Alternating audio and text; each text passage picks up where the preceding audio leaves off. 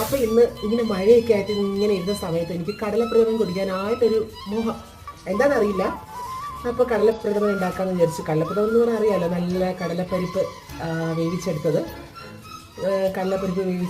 പിന്നെ ഒന്നാം പാലും രണ്ടാം പാലും. അത് ഒന്നാം പാല് തീരെ വെള്ളം ചേർക്കാണ്ട് നല്ല കട്ടിയായിട്ട് പിഴിഞ്ഞെടുത്ത ഒന്നാം പാലും പിന്നെ രണ്ടാം പാലും മാത്രം മതി. കാരണം കടലപ്രഥമൻ എന്ന് പറയുമ്പോൾ ഒരുപാട് ഇങ്ങനെ കുറുകി കട്ടിയായിട്ട് വരുന്ന സാധനമല്ല.